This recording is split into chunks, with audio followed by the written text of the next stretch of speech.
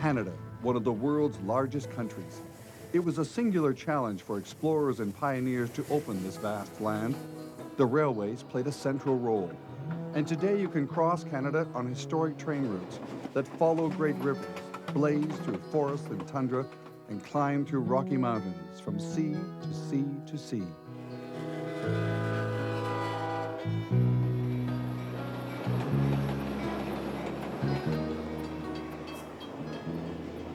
Our journey continues through Western Canada as we leave the prairies behind, cross the foothills of Alberta, and explore the highest reaches of Canada from the Yukon to Vancouver Island.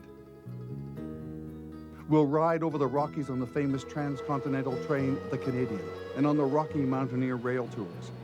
Reach the interior of British Columbia on the Skeena, follow the Caribou Wagon Road, and climb aboard the Malahat Dayliner on the Pacific Coast.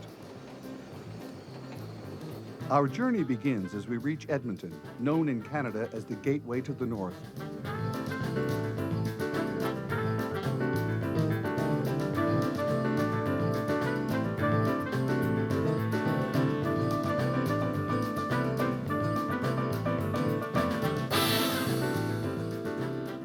The capital of Alberta is a vibrant city on the North Saskatchewan River. In the center of the city, close by the provincial legislature, is the original site of Fort Edmonton. These archaeology students have been digging up the past, literally. There was a West warehouse put in after 1860, and that's what we're investigating.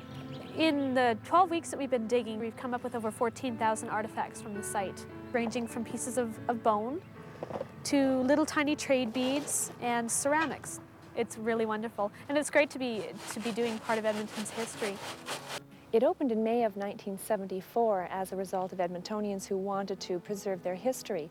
And so Fort Edmonton Park is actually a representation of 4 periods of time, from 1846 when we had a Hudson's Bay fur trading post, and then our streets of 1885, 1905, and 1920. And we try to recreate life as it would have been.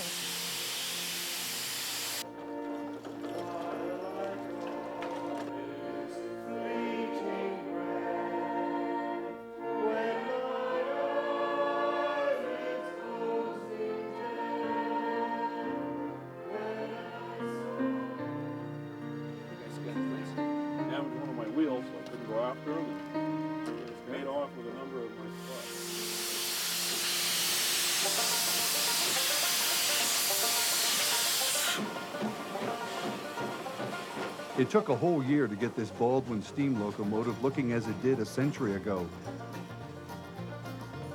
The 2 coach cars could carry as many as 110 passengers. Edmonton's original city railway was vital for the settlement's business. Until the railway went in, everything traded through Edmonton had to be hauled by wagon or sled and shipped by riverboat across the North Saskatchewan River.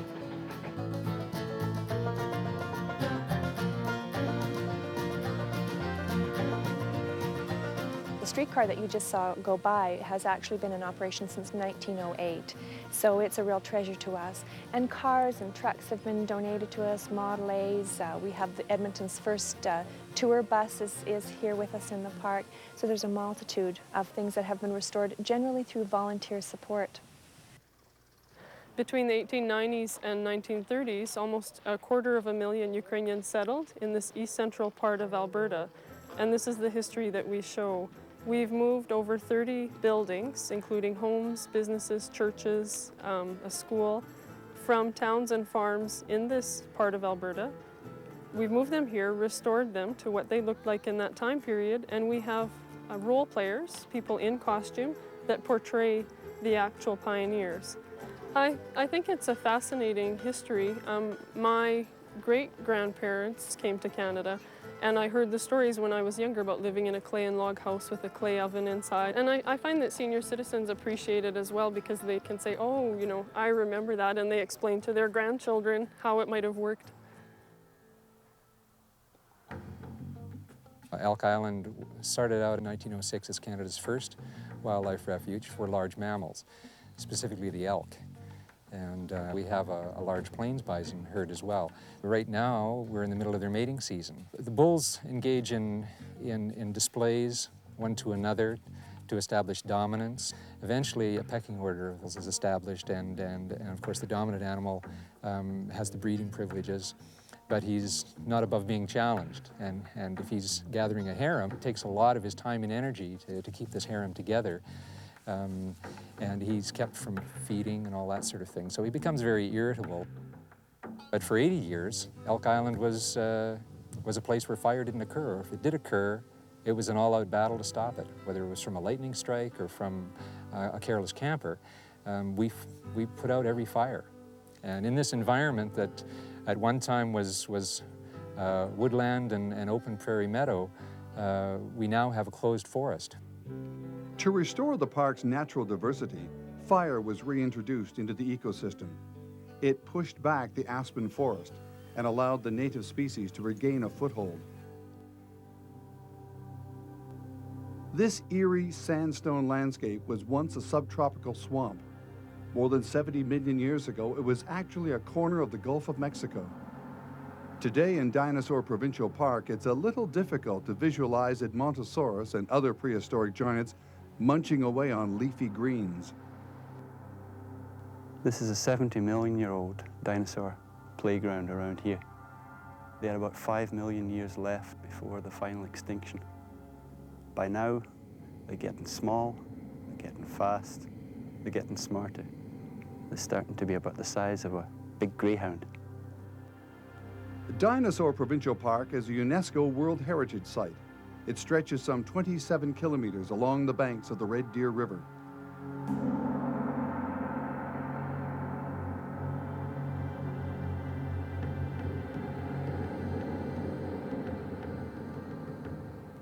These badlands and prairie hold one of the richest deposits of dinosaur fossils anywhere. Long after the dinosaurs had disappeared, buffaloes met their end at a place called Head Smashed In Buffalo Jump. This World Heritage Site near Fort Macleod had been used for 6,000 years to harvest bison. Native bands would drive thundering herds over these steep cliffs. In the mid-1800s, firearms came on the scene, leading to the indiscriminate slaughter of buffalo by both native bands and white hunters. Within 3 decades, the great herds had disappeared from the plains, and the simple economy of the native people had collapsed. This buffalo jump was in use about the same time or before the pyramids were getting built over on the other side of the world. Before the horse was even introduced to the Blackfeet Nation tribe, what they call imitatas, dog team days. Every year, at about this time of the fall, is when they use this buffalo jump. If you take all the roads and the buildings and the fences all off out of here, and you put 60 million buffalo out there roaming at one time, buffalo. Hey, that one guy, old guy was talking about if you were going to go cross country here, and that buffalo just happened to be going by, you'd have to sit and wait 3 days and 3 nights just for a herd just to pass by. Here at this buffalo jump is where the people get that's their survival. This is where the stories come out, is the survival and how he lived for the winter months. He get enough food, just like the white man, he'll butcher beef and put in his deep freeze. This is the same thing. To the elders here is a sacred ground today. From Edmonton, the Canadian heads west to the Rocky Mountains.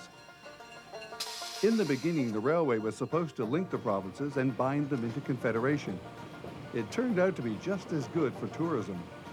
CPR's general manager, William Van Horn, took one look at the Canadian Rockies and said, if we can't export the scenery, we'll import the tourists.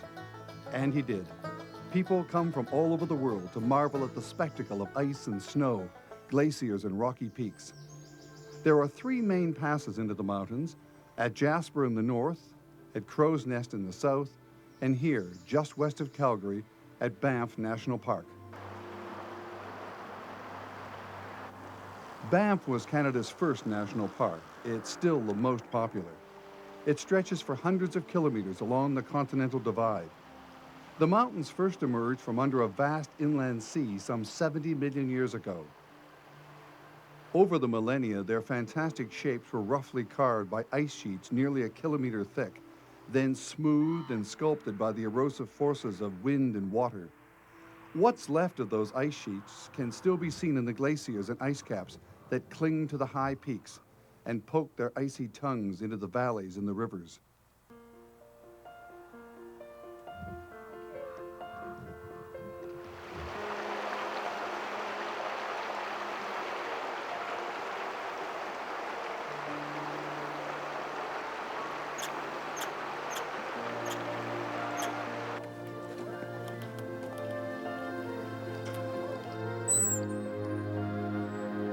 In a setting fit for a priceless gem, Lake Louise is backdropped by the Victoria Glacier, while a giant glacial moraine dams its milky green waters. Banff Springs, Canada's castle in the Rockies. The CPR set out to design a series of luxury hotels along the railway line through the Rocky and Selkirk Mountains. To reach the hotels, visitors naturally would have to take the train. In 1886, the plans for Banff Springs called for a hotel to be built above the junction of the Bow and Spray rivers. More than a century later, the Fairmont Banff Springs Hotel still stands majestically, overlooking the beautiful Bow Valley. Banff is a magnet for winter sports, alpine and cross-country skiing and snowshoeing. Deep champagne powder beckons people from all over the world to challenge these majestic mountains.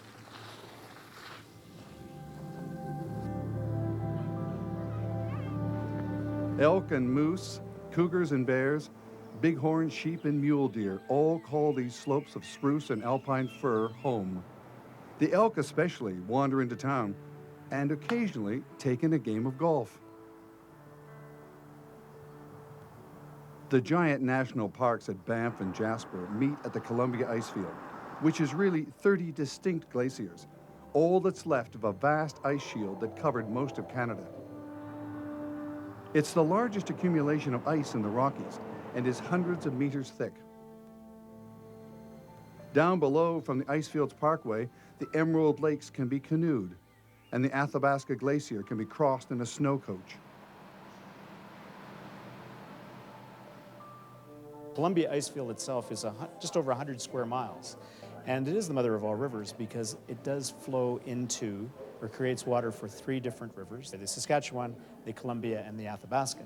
And each of those rivers flow into three different oceans, so it is a hydrological center of North America, with the Saskatchewan flowing eventually into Hudson's Bay, the Athabasca into the Arctic, and the Columbia into the Pacific.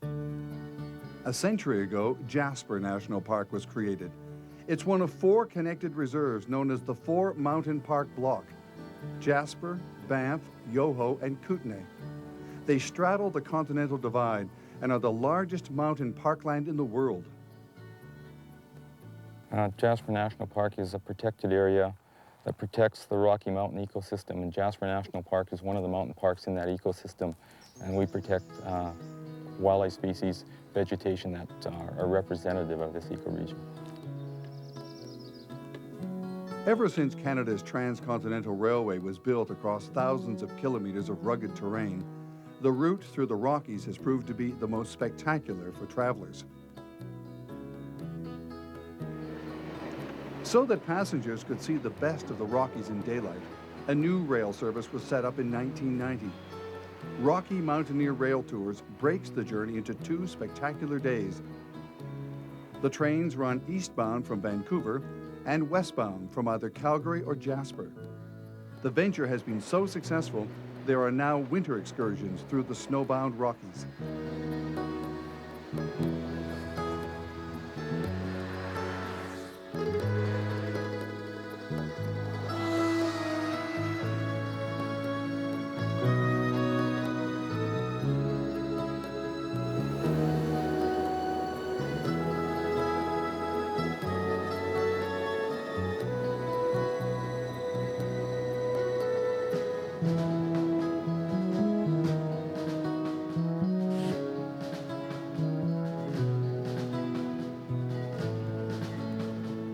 The Canadian Rockies are a sparkling jeweled crown. Year-round, world travelers come to look in awe at the mountain routes that wind through a jumble of castle-like ridges, plateaus and Matterhorns, tumbling rivers and jagged peaks. When anyone sings about springtime in the Rockies, this is what they mean. This always has been postcard country, a backdrop for movies like Rosemarie and modern adventures like Heliski.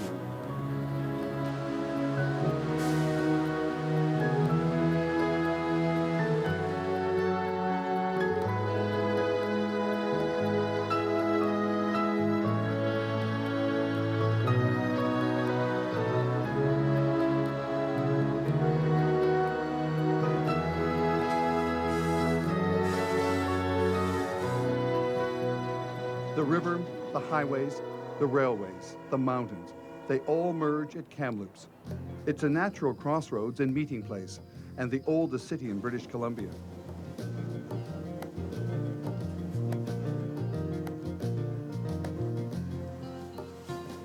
From high above, dining with the stars, you can marvel at Kamloops' perfect position.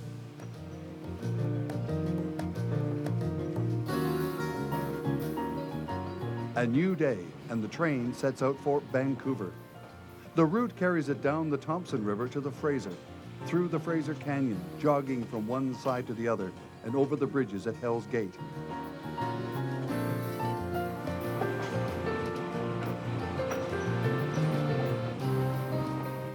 Bald eagles patrol, and you might catch a glimpse of an osprey nest. Ahead, Vancouver, Canada's Pacific Gateway.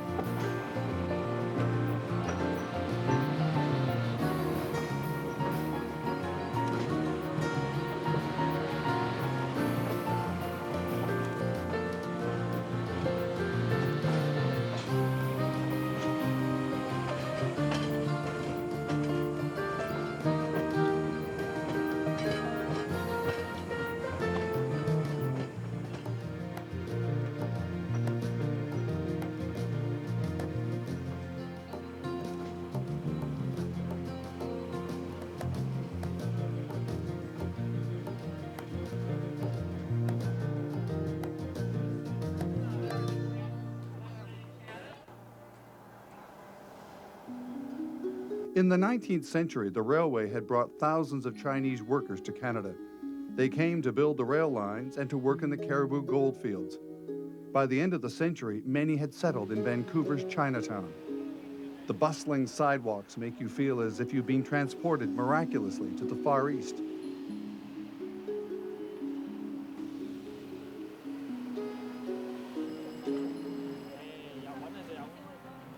This is Gassy Jack Dayton, an English sailor, who in 1867 came ashore from a seafaring life and opened a saloon. Gassy's bar was popular with the thirsty crews from the Hastings timber mill. Soon, a town sprang up, known as Gastown. Vancouver was on its way. After years of neglect, Gastown's Victorian architecture has been restored, hopefully the way Gassy would have wanted it, including the world's first steam clock.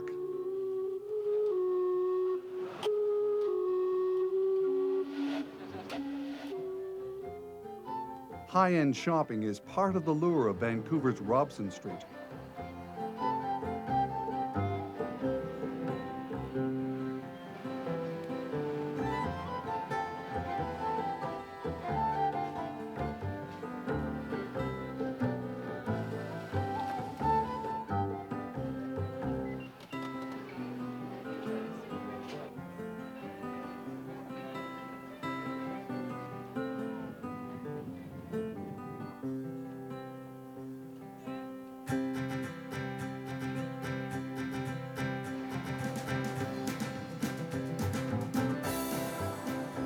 I think the thing that's unique about Vancouver is the setting that we see, the mountains and the parks. Lots of attractions that are good for all ages, like the Capilano Suspension Bridge, Grouse Mountain, Seymour Mountain, some of the canyon areas. Because we have such a mild climate, it offers a lot of these things on a year-round basis.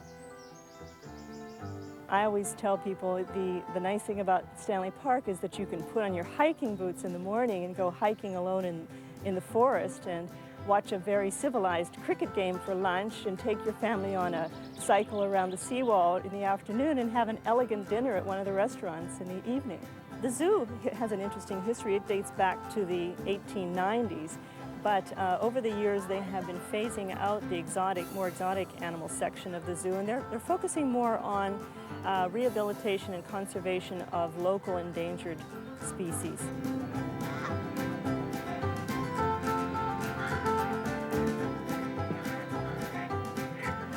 Along with Stanley Park, Capilano Suspension Bridge was the first paid attraction in Vancouver, and it's been in existence since 1889.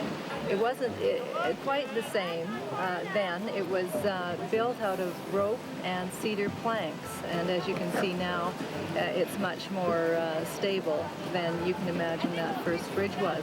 But what they did is they built the bridge on this side, they lowered it into the canyon, then they had a team of horses on the other side who hauled it up and made it suspend across the canyon. People find it, well, I always say it's a thrill and it's something that they'll never forget. And that I think a lot of people feel quite proud of themselves when they make it across, that they think they really conquered something. The University of British Columbia's renowned Museum of Anthropology is a chance for young Native people to discover their roots. Throughout the Northwest Coast, people thought of the beginning of time as an age when different forms of life were interchangeable and animals could become humans by taking off their skins. And we see signs of these transformations in many of the totem poles and other art forms. And on the Haida pole to the right, you can see the transformation of a cormorant's wing into an arm and a leg, which are clearly human. And there you can see the yews, which are the cormorant feathers, and you can also see the way the bird's beak is carved to conform to the original shape of the log.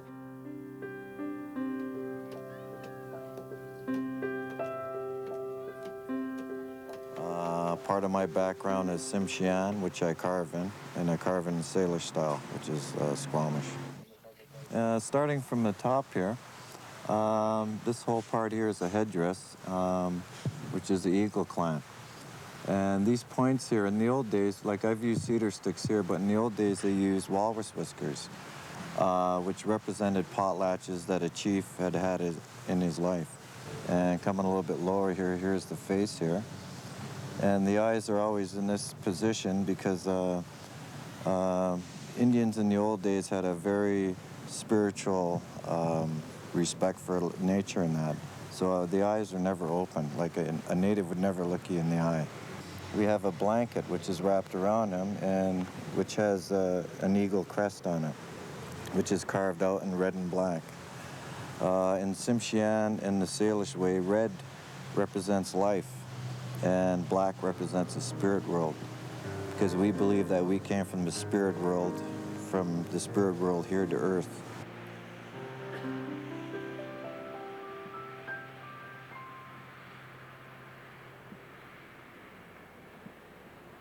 We're the major gateway for all of the trains and motor coaches going to the Canadian Rockies. And then on a more local basis, you can get very quickly to Vancouver Island, Victoria, or up to the Sunshine Coast, or into the northern part of British Columbia through any of the rail routes or highway routes. So we're really the hub for everything that happens in British Columbia.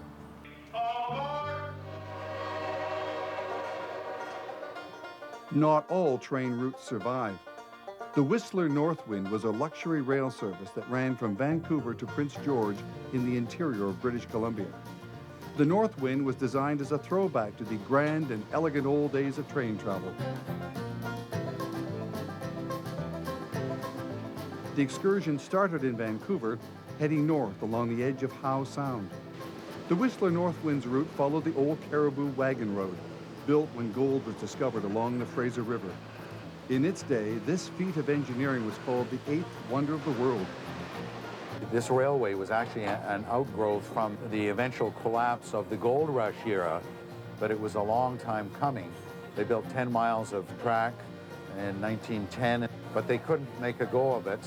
And in 1912, the government of the day took over, and in February of 1912, the new railway was amalgamated, and that was called the Pacific Great Eastern.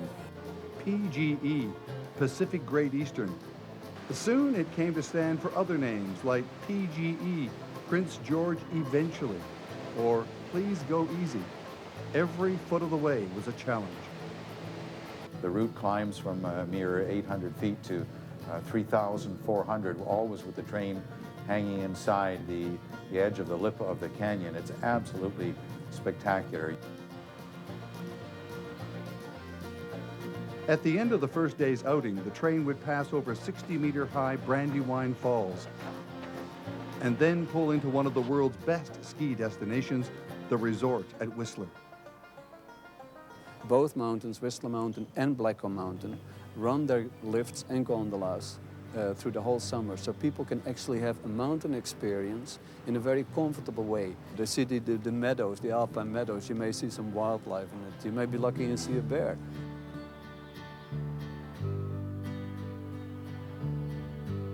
For me, the key really is not only that we have got great skiing, great accommodation, but that we very early recognized how important the greenness of the valley is, how important the natural setting of Whistler is, and we managed to preserve that natural setting. Winter skiing, of course, is a great thing.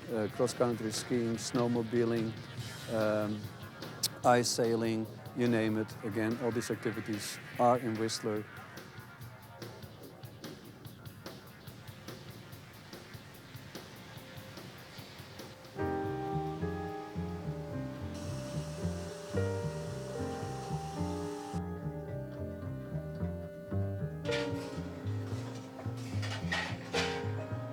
In the morning, a hearty breakfast was served before setting out again by train. Destination on day 2, 100 Mile House. For some passengers, a trip like this would not only be an introduction to Canada, but also an introduction to train travel. This is our first. I've never experienced anything like it. Never. We've had a whole generation of young people who have not experienced the delights of train travel, and they are overwhelmed when they come on board and find that they can take their eyes off the road and not be stuck in a jam and look at the world going by. And believe you me, you can see there is plenty of work to see out here. I consider my generation was the last where it was a regular, everyday part of life.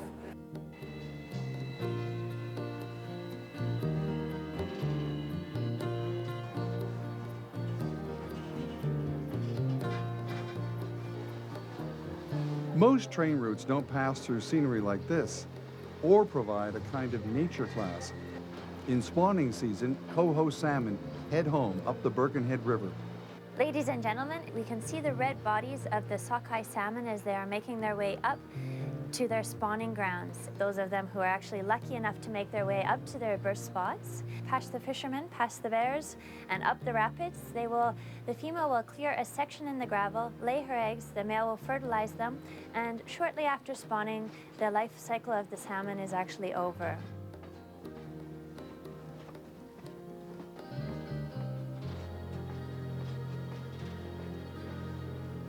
"10,000 years ago, Anderson Lake and Seton Lake were just one body of water. Then a giant landslide forever divided the lakes. The land barrier was settled by First Nations people. The water in the two lakes is a different color thanks to the glacial water entering Seton Lake. This water has come from the Bridge River Hydro Project.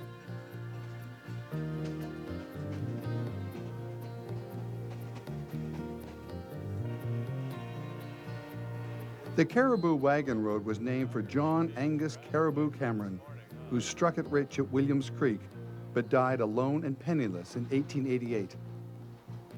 Many American guests on board who were so enthralled, they said, and they volunteered this, that as far as they were concerned, this far outdid the views they managed to get at the Grand Canyon.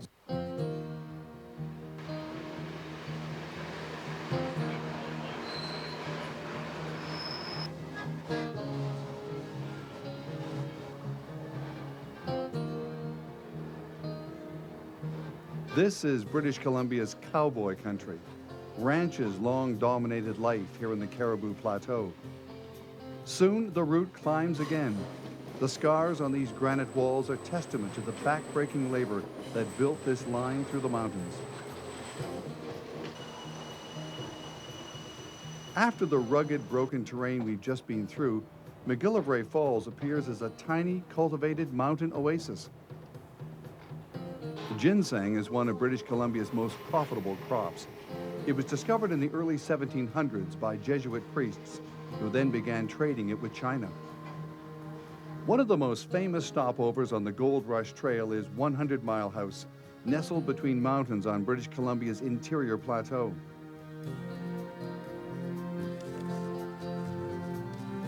New York steak or salmon is wild BC Coast salmon, brought in fresh this morning, and our chicken is free range.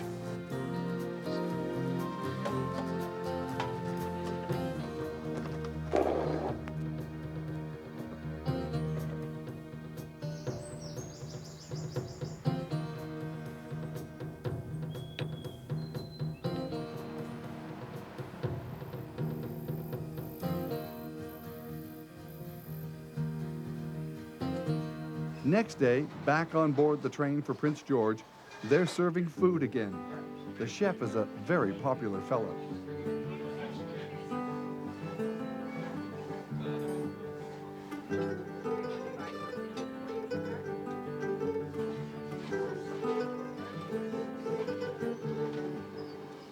In the pioneering days before the railroad, travel was an enormous challenge.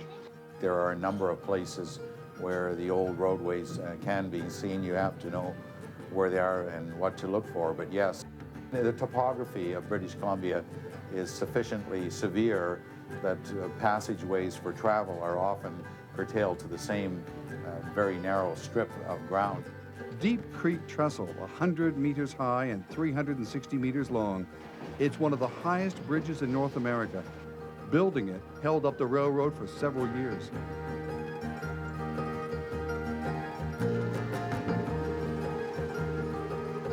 I firmly believe there is a renaissance of train travel on the horizon. Well, we've had a generation going faster. It hasn't necessarily made things better. The world is now reaching an environmental crossroads, and it would appear that train travel is going to be one of the answers to reducing these great overruns of automobiles and atmospheric pollution and so on. The Whistler Northwind made the run to Prince George in 3 days, a memorable trip through magnificent landscapes. There are plans to bring back passenger service, hopefully soon. Prince George was founded at the junction of the Nechako and Fraser Rivers in the heart of British Columbia in 1806. After the gold rush, prospectors settled in the town because of the forest industry and because it had become the end of the line for the Grand Trunk Pacific Railroad. A museum celebrates century-old treasures. It's one of our gems. It's made of wood and was constructed in 1903 and is one of the only original snowplows, Russell snowplows, left in North America. And it was built in a boatyard. You'll notice it has round windows like a ship, and the bow construction of the ship was inverted to build the snowplow.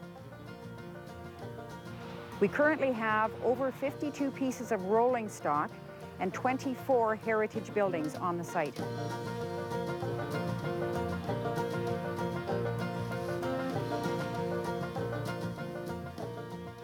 This train, called the Skeena, starts its journey at Jasper in the Rockies. Passengers overnight in Prince George and then continue on to Prince Rupert.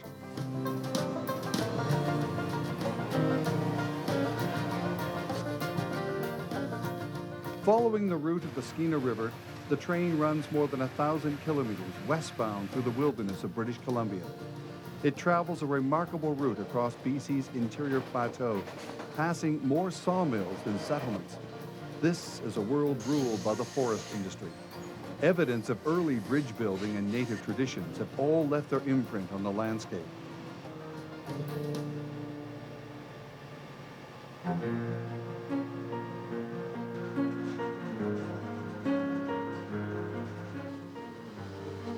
The Skeena follows ancient trails blazed by Aboriginals through narrow canyons, broad valleys, and past sculpted mountains on its journey to the Pacific.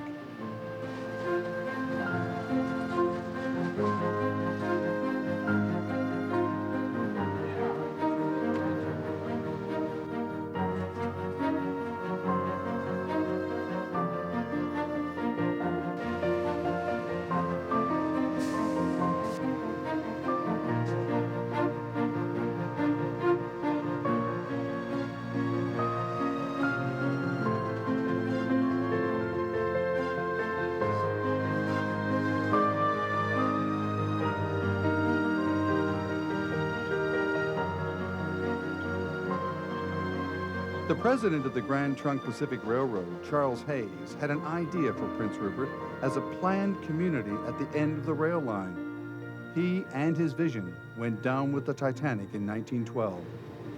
2 years later, the rail line finally reached the coast. Prince Rupert was merely a new name for a site that had seen settlements for some 10,000 years, much of it on display at the Museum of Northern British Columbia. Argillite is a stone found on the Queen Charlotte Islands on Haida Gwaii, carved by the Haida Nation, and it's a spectacular material that is found nowhere else in the world. Well, there's some very vivid imagery in terms of animal figures that are portrayed in the Northwest Coast art, and that stems from a very complicated hierarchical system that uses animals as crest figures.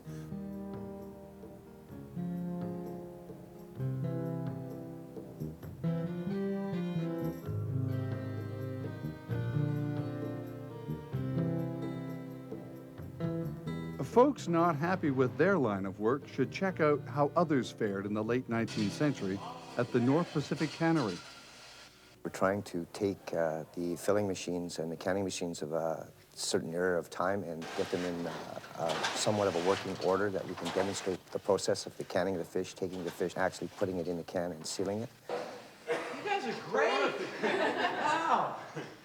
Oh boy, I'm thinking you guys were right up with this machine here. This machine would go at 30 cans a minute. Working here was tough. Living may have been worse. This is what the First Nations people lived in. These little shacks. This is wonderful because it's brand new. Right. But this is what they had to live in. Look at those beautiful houses on the boardwalk. That was all managers. The Japanese houses were basically the same thing, but at the other end. You lived in your own town. This is the First Nations town. This is the White town. This is the Chinese town. From Prince Rupert, a half hour by air over the coastal mountains, and you're in the grizzly bear sanctuary at Kutsumateen Valley, where salmon is on all the menus. July, you'll get all the salmon runs that come up, and off the creek when we're at Mel's Creek, you'll see literally thousands of salmon all jumping out in front, and you'll see the seals attacking the salmon and the eagles catching them. So there's a lot that feeds off the salmon. They're pretty important.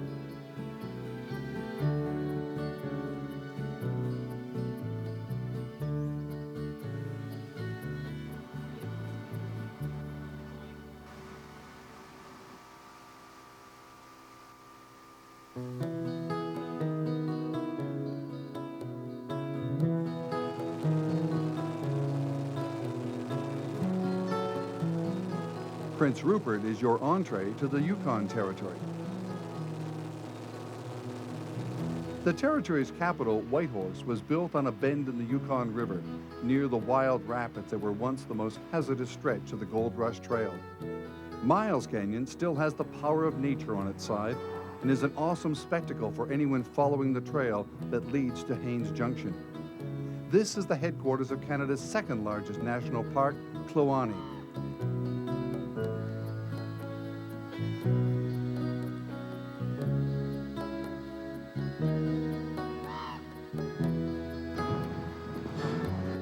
Kluane, along with adjacent Wrangell St. Elias National Park in Alaska, were jointly nominated to the United Nations list of World Heritage Sites in 1979 and were proclaimed the first international World Heritage Site.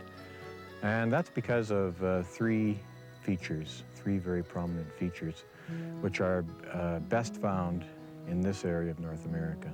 And one is the highest mountains in Canada, of which Mount Logan is the highest, just under 20,000 feet, and it and about 35 other peaks rise above 15,000 feet. So that's one feature. And these high mountains are very close to the Gulf of Alaska and the Pacific Ocean, so they're battered by Pacific lows that come off of the Pacific year-round and dump enormous amounts of snow in the interior ice fields of the park. And that creates the largest non-polar ice field in the world. And that's the second most important feature of the park. This ice field is huge. It's in an area of a mile deep, and it comprises 2/3 of the park's 8,500 square miles, so it's a lot of ice. As a matter of fact, some glaciologists say that there's as much fresh water locked in the form of glacial ice in Kluane as all the lakes and rivers on the North American continent. So that's quite a lot of fresh water. We've just landed on the Seward Glacier. It's one of the larger ice fields in the complex. On each side of us are some of the higher mountains of the range. We've got Mount St. Elias, which is the second highest, just over 18,000 feet. And alongside of that is Mount Augusta, Mount Cook, Mount Vancouver, and then dominating us at the present is Mount Logan, which is the most climbed mountain in this particular range, but in fact it doesn't get many ascents over the course of the years. The attraction of it, of course, is being the highest mountain in Canada, but it's also extremely challenging for a mountaineer from a technical standpoint. We are flying across the center of the range, and we're going to leave the range by following the Kaskawos Glacier down to the Slims River Valley.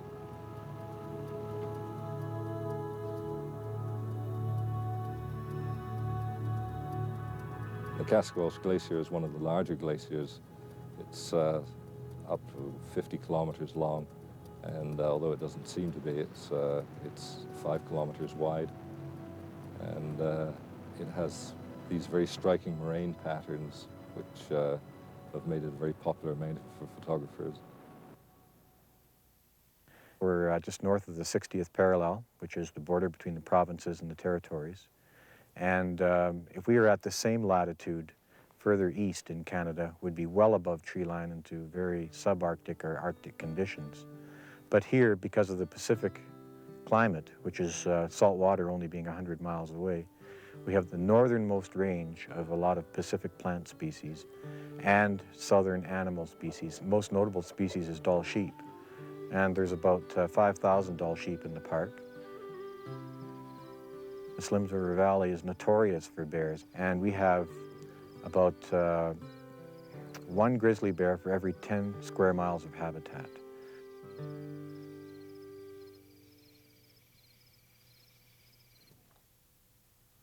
We as a people were known as nomadic people, and they weren't nomadic by choice. They had to follow wherever the game was, wherever the food, their berries, the fish were. And down at Klukshu is one of the main rivers where the salmon come back up through the Alsac. A lot of our elders, they don't have any kind of thing written down, but they have everything up in their mind. And the map of this country is up here. The knowledge of all our stories and all our history, going back generation is all up in here.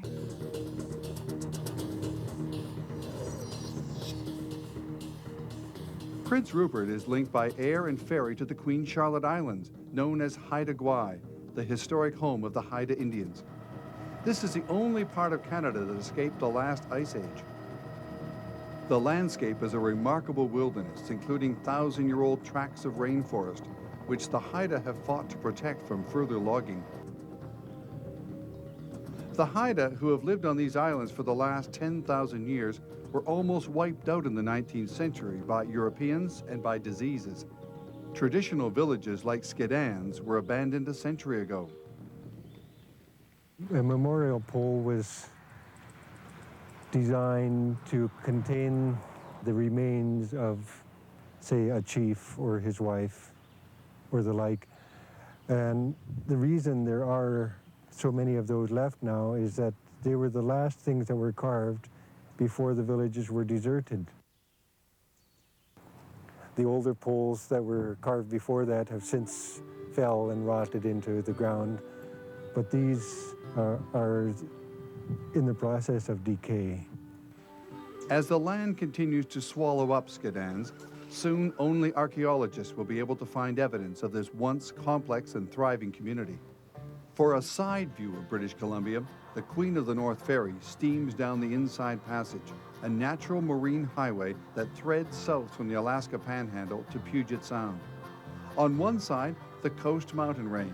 On the other, thousands of islands. We have bulk carriers going to Prince Rupert for grain and coal, tugs going from Alaska to the U.S., to Seattle and Bellingham, container barges on being towed, coastal freighters, just about anything. Along the shore, there are traces of earlier settlements. We pass Butedale, which was a cannery village. It employed about 350 to 400 people.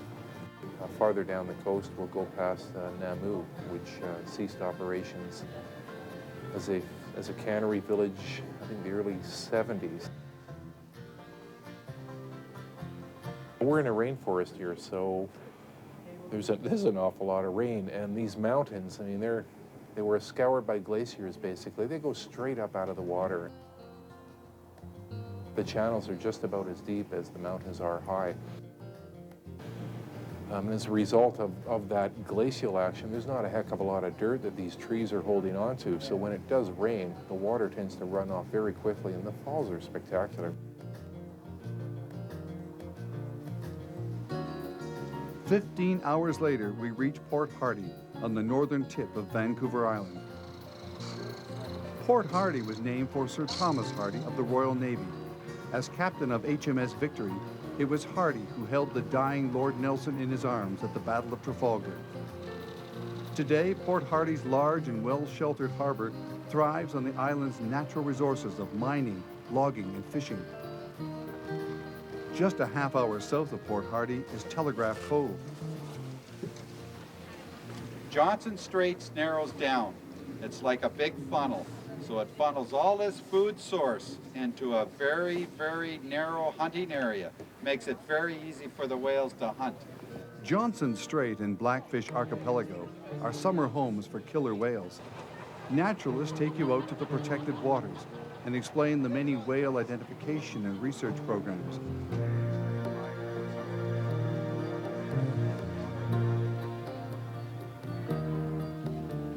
The whole region is an ecological dream.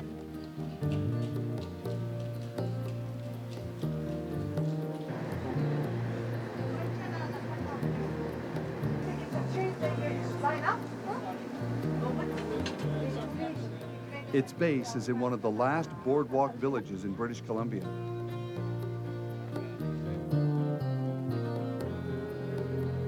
At one time, the old timbers of the Wickaninnish Inn clung to these rocky shores through wild storms. Now it's been refurbished, but nature at its wildest is still close to this historic retreat. The nearby coastal community of Tofino is a prime spot for whale watching. Each spring, some 22,000 of these giant gray whales cruise these waters. This is a traditional migration route for these pods, known as the Eastern North Pacific or California whale. Pacific Rim is right on the edge, so where the land meets the sea. So wherever you find an edge, you're going to have a profusion of life, right from the ocean itself, which is well known in the Pacific for having oodles of different kinds of neat little critters in the tide pools, to the big whales that migrate past here in the spring and then once again in the fall.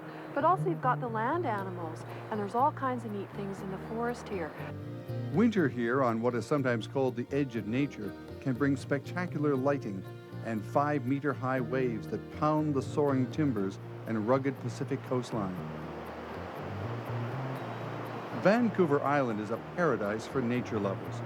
Pacific Rim National Park clings to the western edge of the island. Some of its finest scenery is at Long Beach, tucked between the fishing towns of Ucluelet and Tofino.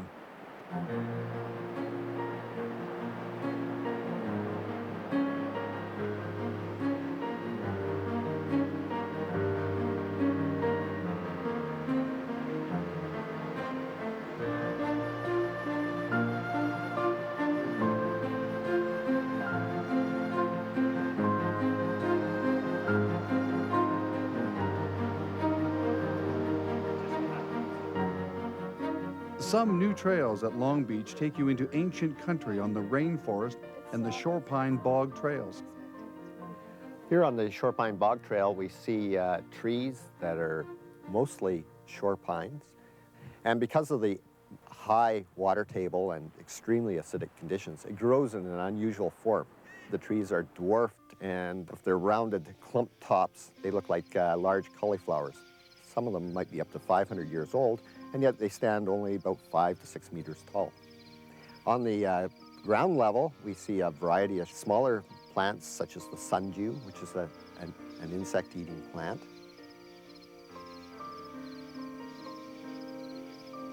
The giant of the rainforest is the western red cedar. It's a tree that in places is, it's over 20 meters around. It makes it one of the giants of the world's forest trees. Pacific Rim National Park is one place where this forest type that we've been talking about will be preserved.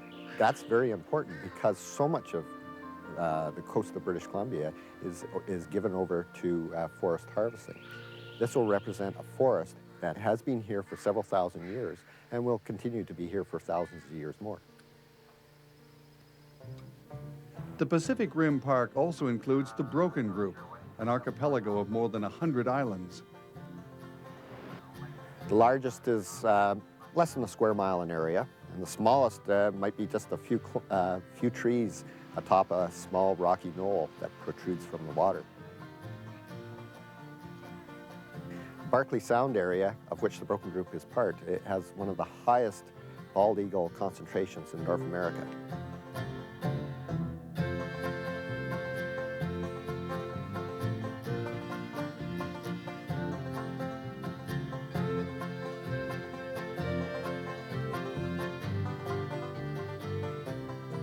All units of the park have sea lions in it. They're a fascinating animal with fascinating sounds and quite an interesting smell associated with them.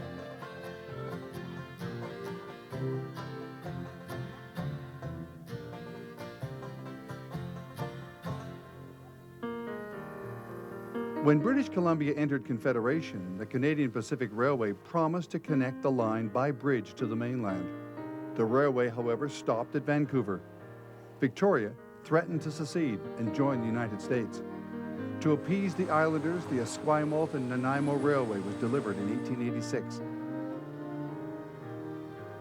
20 years later, CP bought the ENN and built a hotel in its traditional style, the world's famous Empress Hotel, now serving more English afternoon teas than anywhere in England.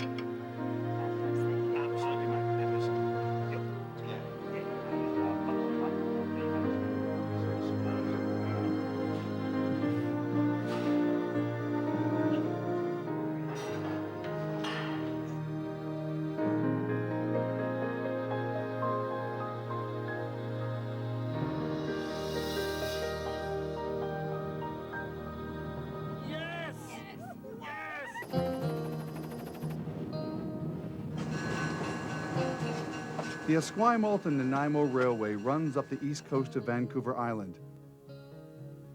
The Malahat Dayliner, as the train is known, began in 1886, following a route from the provincial capital at Victoria to Courtenay.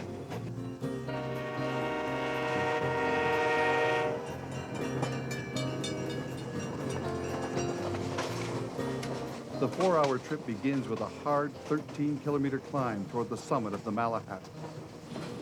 The train slowly crosses two bridges that together span more than 300 meters over the Niagara and Arbutus Canyons before passing through the only tunnel on the railway.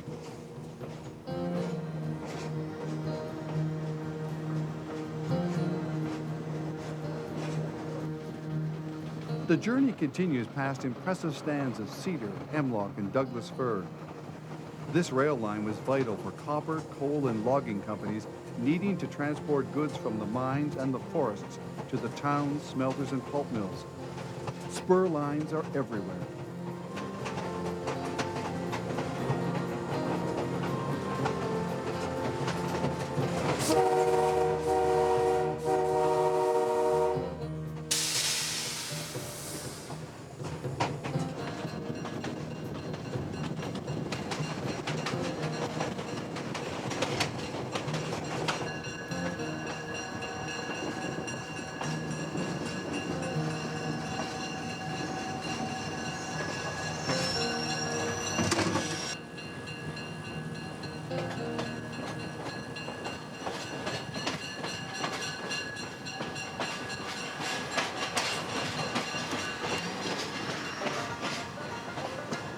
Many of the stations along the line are antique and have been restored to showcase railway artifacts. If the train rattles on through Chemainus, try to catch a glimpse of the larger-than-life murals that have been painted on the buildings depicting the town's history. There are tantalizing glimpses of the Coast Range Mountains across the Georgia Strait as the Malahat rumbles into Courtenay.